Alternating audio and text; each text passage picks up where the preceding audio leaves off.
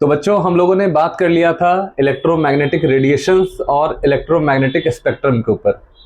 इस वीडियो में हम लोग बात करने वाले हैं प्लैंक्स क्वांटम थ्योरी यानी पार्टिकल नेचर के ऊपर, है ना। देखो बेटा, जो रेडिएशंस इमिट होता है, जो हॉट बॉडी होता है या ब्लैक बॉडी होता है, ये लोग जो भी रेडिएशंस को इमिट करते हैं, है ना, ये रेडिएशंस हमेशा डिसकंटिन्यू फॉर्म में होता है यानी डिस्क्रीट फॉर्म में होता है, यानी कहने का मतलब है टुकड़ों में होता है।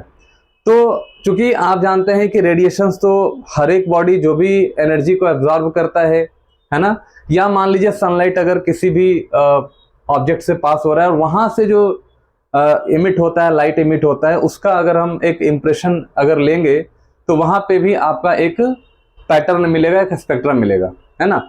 तो देखिए यहाँ पे प्लैंक्स ने क्या बोला, प्लैंक्स ने कहा कि एनर्जी जो भी रेडिएट होता है किसी भी बॉडी से, either it is a black body which absorb all type of frequencies और वेवलेंथ, आइदर कोई भी हीटेड बॉडी से जो एनर्जी एब्जॉर्ब होता है, जो एनर्जी रेडिएट होता है, जो एब्जॉर्ब होता है, not continuously but it is a discontinue manner, यानी डिस्क्रीट फॉर्म में। तो बेटा इन्होंने क्या कहा, यहाँ पे ध्यान समझिएगा कि एनर्जी, देखिए हम बात करने वाले हैं पार्टिकल नेचर की, है ना, particle nature of radiation. It is given by Planck's quantum theory, Planck's quantum theory, है ना। देखिए वेव थ्योरी ने डिफ्रैक्शन और इंटरफेरेंस जैसे फिनोमेनन को तो डिस्क्राइब कर दिया था, लेकिन ब्लैक बॉडी रेडिएशन के बारे में वेव थ्योरी ने डिस्कस नहीं किया। यानी आपका जो फोटो इलेक्ट्रिक इफेक्ट होता है, प्लैंक्स क्वांटम थ्योरी होता है, ये वेव थ्योरी से एक्सप्लेन नहीं किया जा सकता है ना। तो प्लैंक्स ने कहा कि जो पार्टिकल होता है, जो पार्टिकल रेडिएट होता है ना, किसी भी बॉडी से, हीटेड बॉडी हो या आप मान के चलो कि कहीं कोई रेडिएशंस इमिट होता है किसी भी ब्लैक बॉडी से, तो वहां पे ये डिसकंटिन्यू फॉर्म में होता है। यानी हम यहाँ लिख सकते हैं कि एनर्जी, देखिए रेडिएशंस, मैं बात करूंगा रेडिएशंस इमिटेड और एब्जॉर्ब्ड बाय हीटेड बॉडी और हम कह सकते हैं black body is not continuously, ठीक है बेटा, but it is in discrete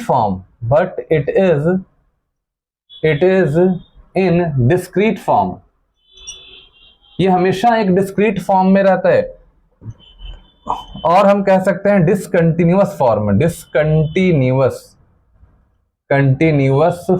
बेटा ध्यान रखिएगा कि जो रेडिएशंस इमिट किया जाता है किसी भी बॉडी से, सपोज करो यहाँ पे हमारा एक बॉडी है ना, ये हॉट बॉडी है, इसने कुछ रेडिएशंस इमिट किए, जैसे मान लीजिए यहाँ पे एक रेडिएशन इमिट किया, यहाँ पे भी रेडिएशन इमिट किया, तो ये क्या होगा, ये रेडिएशंस कंटिन्यूअस नहीं होगा, ये रेडिएशंस पैकेट्स के फॉर्म में होगा, छोटे छोटे पैकेट्स के फॉर्म में ये रेडिएशंस इमिट किए जाते हैं, है ना। यहाँ पे ध्यान रखिएगा, दो पैकेट्स के बीच की बहुत स्मॉल गैप होती है ना, ये डिसकंटिन्यू फॉर्म में नहीं होता है।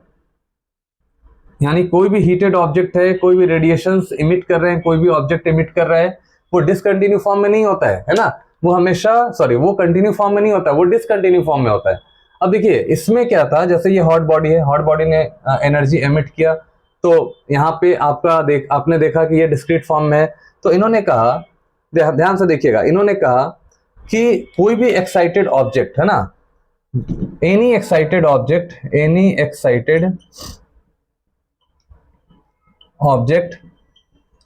इमिट्स, ठीक है, या कोई भी एक्साइटेड ऑब्जेक्ट हो या एक्साइटेड एटम्स एंड मॉलिक्यूल हो, है ना, any excited objects emits radiation in form of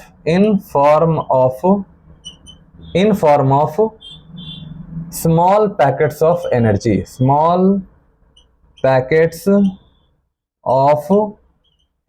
बेटा ध्यान रखिएगा, स्मॉल पैकेट्स ऑफ एनर्जी के फॉर्म में ही एनर्जी को रेडिएट करता है।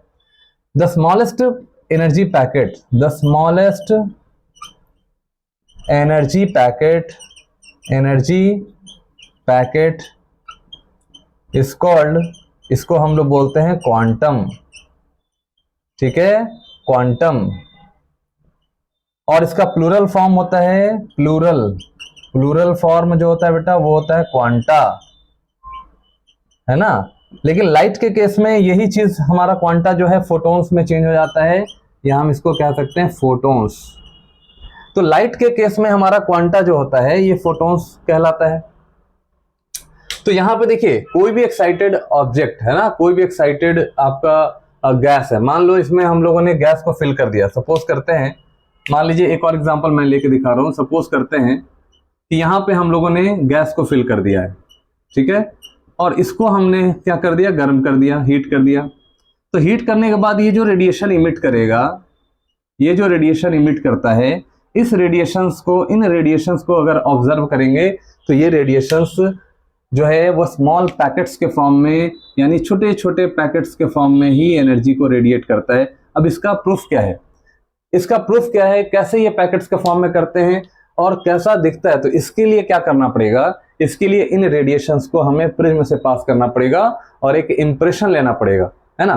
तो जब आप इन रेडिएशंस को देखिए, इन रेडिएशंस को ये पता कैसे चला कि डिस्क्रीट फॉर्म में होता है, तो इन रेडिएशंस को हम क्या करेंगे, प्रिज्म के ऊपर पास करेंगे, ठीक है। तो जैसे ही ये रेडिएशंस के ऊपर फॉल करता है ना, तो यहाँ पे एक इंप्रेशन आपको मिलता है। देखिए डिस्क्रीट फॉर्म में यहाँ पे अलग अलग यूनिक फ्रीक्वेंसी और यूनिक वेवलेंथ का आपका एक पैटर्न मिलेगा, है ना। और उन पैटर्न्स को देखिए, यहाँ पे बहुत सारे कलर्ड लाइंस मिलेंगे, बेटा ध्यान से देखिएगा, कई सारे कलर्ड लाइंस आपको मिलते हैं, यहाँ पे बहुत सारे लाइंस आपको मिलेगा, है ना। यहाँ पे पतले पतले लाइंस, अलग अलग कलर के लाइंस आपको मिलेंगे।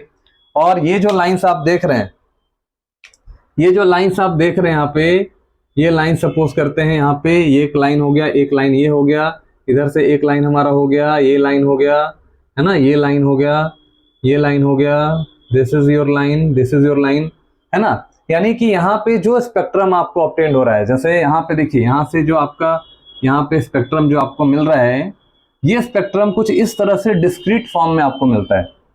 यानी कि जो लाइंस आपको मिल रहे हैं, दो लाइंस के बीच में डार्क स्पेस आपको मिलता है। यानी कि ये जो देखिए यहाँ पे क्या है, this is your dark space, ये सब आपका डार्क स्पेस है यहाँ पे, है ना। तो इससे हमें ये पता चलता है कि जो रेडिएशंस हॉट बॉडी या हॉट गैस, यहाँ पे मान लीजिए गैस को हमने फिल किया है ना, गैस को फिल किया है, और गैस को फिल करने के बाद उसको हमने क्या किया, हीट कर दिया है, गर्म कर दिया है। यहाँ से जो रेडिएशन इमिट किया जाएगा उसको प्रिज्म पे लेना है, क्या है, कहाँ पे लेना है, तो उसको प्रिज्म पे लेना है। और प्रिज्म पे लेने के बाद जो इसका इंप्रेशन आपको मिलता है, दिस टाइप ऑफ इंप्रेशन, है ना, अलग अलग coloured lines, patch of lines आपको मिलते हैं। जो दो लाइंस के बीच में जो गैप होता है उनको डार्क स्पेस कहते हैं, है ना। तो इसे कहते हैं हम लोग लाइन स्पेक्ट्रम। क्या बोलते हैं बेटा, लाइन स्पेक्ट्रम, है ना, ये कहलाता है लाइन स्पेक्ट्रम। और इससे ये प्रूफ होता है यहाँ पे जो आपका रेडिएशन इमिट हो रहा है, ये not continuously but it is a discontinuously. अगर कंटिन्यूअस होता तो सभी यहाँ पे कहीं भी गैप आपको नहीं मिलता। आप जो देख रहे हैं कि इस लाइन के दोनों साइड में गैप दिख रहा है, हर लाइन के दोनों साइड में गैप दिख रहा है, तो अगर ये कंटिन्यूअस होता तो यहाँ पे गैप आपका नहीं दिखता, है ना। तो this line is called, these lines are coloured lines. ये लाइन आपका पर्टिकुलर फ्रीक्वेंसी को रिप्रेजेंट कर रहा है ना। यहाँ पे हम लिखेंगे each lines in spectrum, spectrum represents a unique wavelength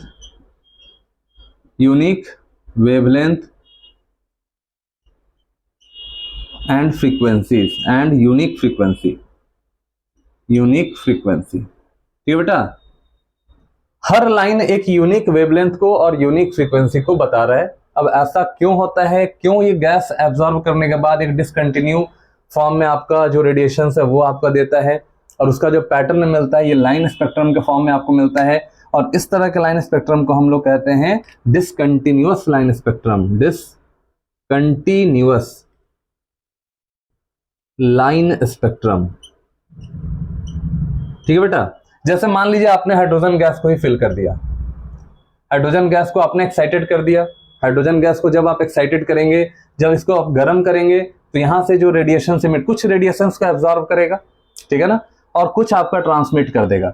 कुछ रेडिएशन एब्जॉर्ब करेगा, तो जो एब्जॉर्ब कर लेगा वो मिसिंग हो जाएगा। देखो यहाँ मिस हो गया ना, यहाँ देखिए ये क्या है, ये जो लाइन आपको दिख रहा है ये वह वेवलेंथ है जो इसने ट्रांसमिट किया है, यानी कि जो वेवलेंथ एब्जॉर्ब कर लिया है वहां डार्क बन गया है। देखो वहां डार्क बन गया है, देख रहे हैं ना, वहां डार्क बन गया है। तो डार्क स्पेसेस आर, देखो डार्क लाइंस या dark space is due to absorbed frequencies.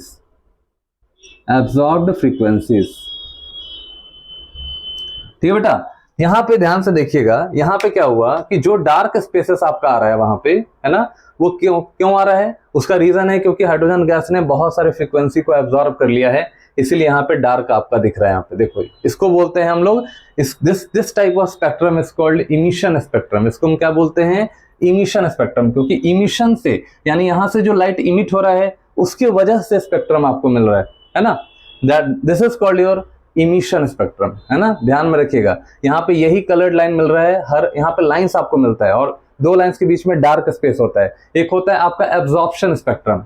अब एब्जॉर्प्शन स्पेक्ट्रम में क्या होता है कि यहाँ पे कोई कूल गैस रखा रहेगा, कोई ठंडी गैस होगी, और यहाँ से सनलाइट आप पास करिए, सनलाइट के पास करने से कुछ एब्जॉर्ब करेगा, बाकी ट्रांसमिट कर देगा, है ना। तो क्या होगा कि कुछ एब्जॉर्ब करेगा, बाकी ट्रांसमिट करेगा, तो जो डार्क स्पेस दिख रहा है आपको वो कलर्ड हो जाएगा, और जो यहाँ पे लाइन आपको दिख रहा है, जो कलर्ड लाइन दिख रहा है, वो आपका डार्क लाइंस हो जाएगा, है ना। तो यहाँ पे इसे हम लोग कहते हैं एब्जॉर्प्शन स्पेक्ट्रम, है ना। तो this is called your emission spectrum. तो dark space is due to absorbed frequency and coloured line, यहाँ पे देखिए जो कलर्ड लाइन है, coloured line is due to transmitted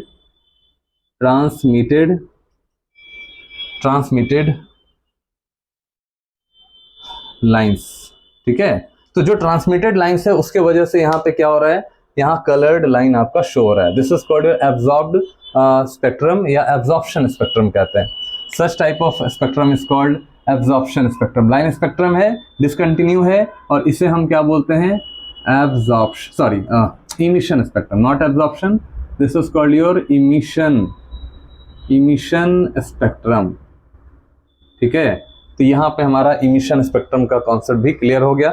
चलिए, तो हम लोग बात कर रहे थे प्लैंक्स क्वांटम थ्योरी की। तो बेटा यहाँ पे इमिशन स्पेक्ट्रम आप लोग समझ गए, पैकेट्स के फॉर्म में एनर्जी आपको मिलता है वो समझ गए। अब चलिए हम मैथमेटिकल कुछ कैलकुलेशंस को देखते हैं। देखिए मैथमेटिकल कैलकुलेशंस क्या कहता है, इसको समझने का कोशिश करेंगे। मैथमेटिकली ये कहा गया कि जो रेडिएशंस इमिट होते हैं वो in form of small packets होते हैं, है ना, and each packets have a fixed amount of energy. Her packet में कुछ एनर्जी फिल होता है। जैसे एक बुलेट में क्या होता है, बुलेट में बारूद बड़ा होता है ना, और उसके अंदर एनर्जी होते हैं, ठीक है। तो वो एक सिंगल बुलेट आप समझिए एक सिंगल पैकेट्स के बराबर है। तो यहाँ पे कहा गया, मैथमेटिकली कहा गया, देखिए ध्यान से, यहाँ पे कहा गया कि each packet of radiation have a definite energy. Each packets of radiations have definite energy, है ना, and this energy और ये जो आपका एनर्जी है, ये जो आपका एनर्जी है is directly proportional to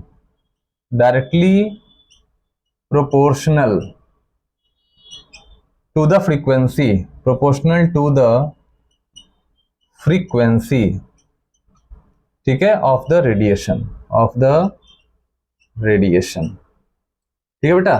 तो ये जो आपका फ्रीक्वेंसी है, ये जो आपका एनर्जी है, वो डायरेक्टली प्रोपोर्शनल टू, यहाँ पे मैं सेपरेट कर दूं इसको, है ना, यहाँ पे जो आपका एनर्जी दिखा रहा है ये प्रोपोर्शनल टू है फ्रीक्वेंसी ऑफ द रेडिएशन। यानी हम कह सकते हैं कि एनर्जी इमिटेड, ध्यान से देखेंगे, energy emitted by the radiation is in the form of small packets and a single packet have energy is proportional to the frequency. Single packet का मैं बता रहा हूँ, एक सिंगल पैकेट का, है ना, क्योंकि रेडिएशन तो बहुत सारा पैकेट्स होगा ना इसमें, तो यहाँ पे energy directly proportional to frequency हो गया। अब देखो एनर्जी प्रोपोर्शनलिटी का साइन अगर हटाते हैं, कांस्टेंट लगाते हैं h, जिसको कहते हैं प्लैंक्स कांस्टेंट, h इंटू क्या लिखेंगे हम, frequency. This is the energy of single packet. यहाँ पे लिखेंगे बेटा एनर्जी ऑफ वन पैकेट, एक पैकेट की एनर्जी हो गई। और for n number of packets देखिए, for n number of packets, अगर हम बात करें n नंबर ऑफ पैकेट्स की, तो एनर्जी क्या हो जाएगा, एनर्जी बराबर NH new. This is your n number of packets. ठीक है, अब यहाँ देखिए, मान लीजिए किसी भी ऑब्जेक्ट का जो नंबर ऑफ फोटॉन्स होते हैं, कोई बल्ब है, कोई भी आपका सोर्स ऑफ लाइट है ना, कोई भी सोर्स है आपका, हर एक सोर्स ऑफ लाइट का अपना एक फिक्स्ड एनर्जी होता है और उसमें फिक्स्ड नंबर ऑफ फोटॉन्स होते हैं। तो अगर आपको मान लेते हैं फोटॉन्स का फिक्स नंबर ऑफ फोटॉन्स निकालना है, तो देखिए सपोज करते हैं यहाँ पे, देखो बेटा ध्यान से देखिएगा, यहाँ एनर्जी हमारा n फोटॉन्स का हो गया। What is n?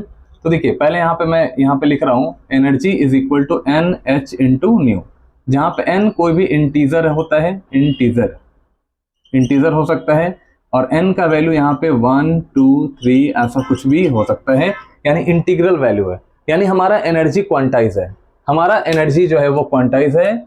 यहाँ पे energy is energy of every object, every body is integral multiple